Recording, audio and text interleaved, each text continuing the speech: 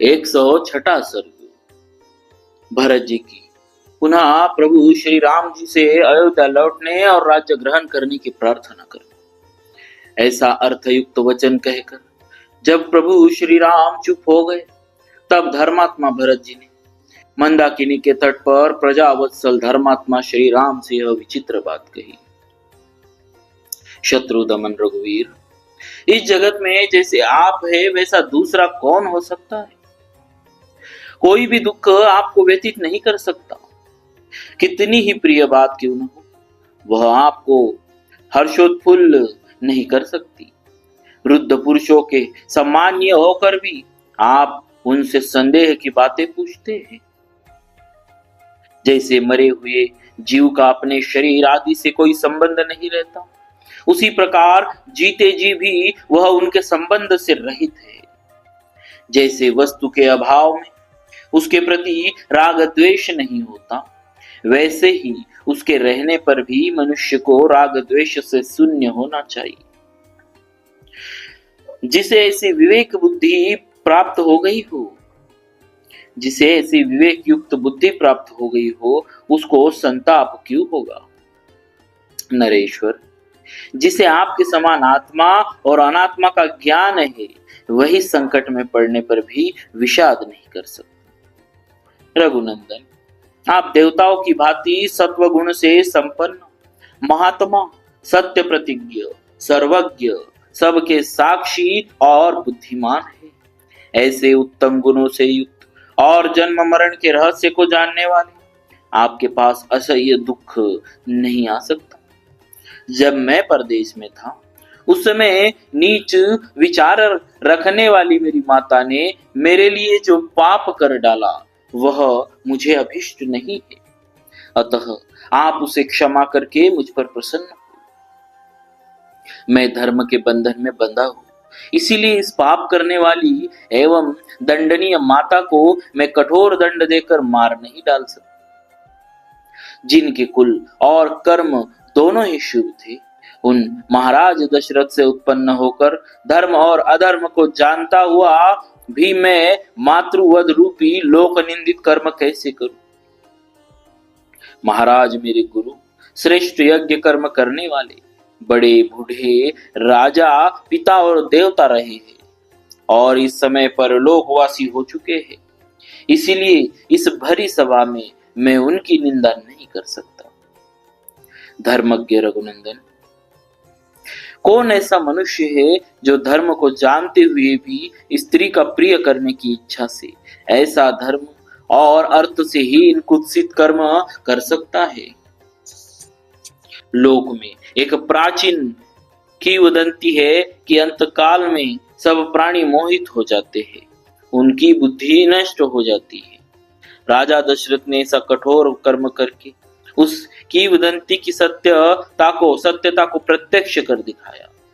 पिताजी ने क्रोध, मोह और साहस के कारण ठीक समझ कर जो धर्म का उल्लंघन किया है, उसे आप पलट दे, उसका संशोधन कर दे।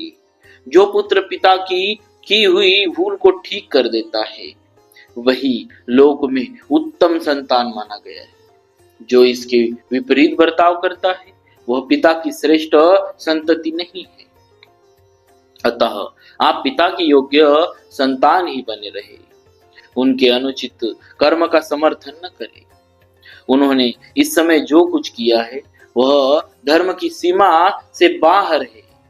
संसार में धीर पुरुष उसकी निंदा करते हैं कि मैं, पिताजी, सहोदरगण, बंधु बांधव, पूर्ववासी तथा राष्ट्र की प्रजा, इन सब की रक्षा के लिए आप मेरी प्रार्थना स्वीकार करें।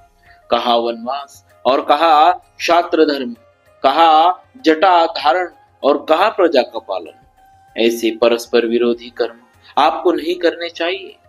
महाप्राज्ञ क्षत्रिय के लिए पहला धर्म यही है कि उसका राज्य पर अभिषेक हो, जिससे वह प्रजा का भली भांति पालन कर सके।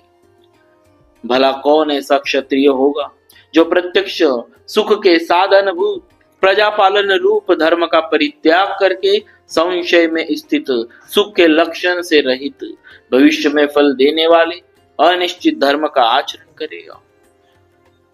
यदि आप क्लेश साध्य धर्म का ही आचरण करना चाहते तो धर्मानुसार चारों वर्णों का पालन करते हुए ही कष्ट उठाइए।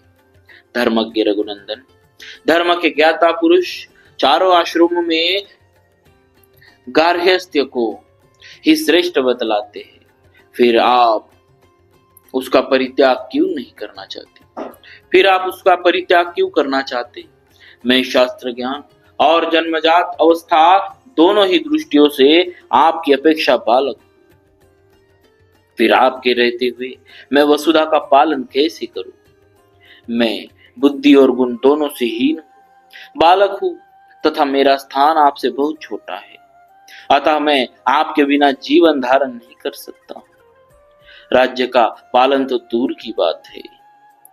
धर्मज्ञ रघुनंदन, पिता का यह सारा राज्य श्रेष्ठ और निष्कंटक है, अतः आप बंधु बांधवों के साथ स्वधर्मानुसार इसका पालन कीजिए।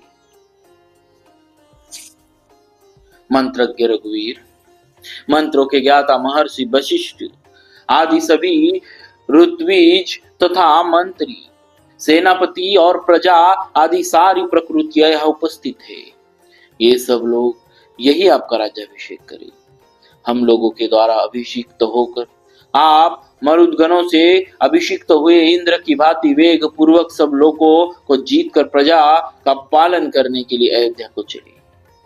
वहां देवता, ऋषि और पितरों का ऋण चुकाए, दुष्ट शत्रुओं का भली भांति दमन करे तथा मित्रों को उनके इच्छानुसार वस्तुओं द्वारा तृप्त करते हुए आप ही अयोध्या में मुझे धर्म की शिक्षा देते रहे। आर्य, आपका अभिषेक संपन्न होने पर सहुदगण प्रसन्न हो और दुख देने वाले आपके शत्रु भयभीत होकर दसों दिशाओं में भाग जाए। पुरुष प्रवर, आज आप मेरी माता के कलंक को धो पोंछ कर पूज्य पिताजी को भी निंदा से बचाइए। मैं आपके चरणों में माथा टेक कर याचना करता हूँ, आप मुझ पर दया कीजिए। जैसे महादेव जी सब प्राणियों पर अनुग्रह करते हैं,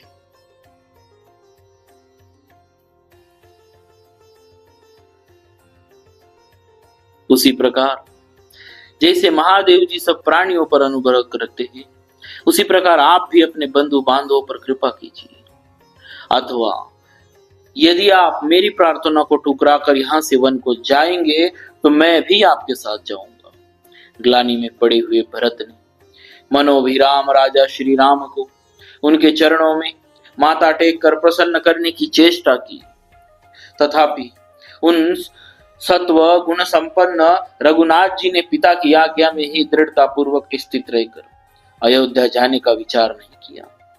श्री रामचंद्र जी की वह अद्भुत दृढ़ता देखकर सब लोग एक ही साथ दुखी भी हुए और हर्ष को भी प्राप्त हुए। ये अयोध्या नहीं जा रहे, यह सोचकर वे दुखी हुए।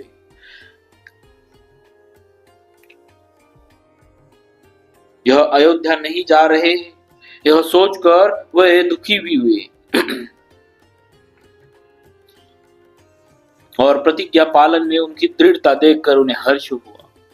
उस समय ऋत्विज पूर्ववासी भिन्न भिन्न समुदाय के नेता और माताएं अचेत सी होकर आंसू बहाती हुई पूर्वोक्त बातें कहने वाली भरत की भूरी भूरी प्रशंसा करने लगी और सब ने उनके साथ ही योग्यता अनुसार श्री राम जी के सामने विनीत होकर उनसे अयोध्या लौट चलने की याचना की।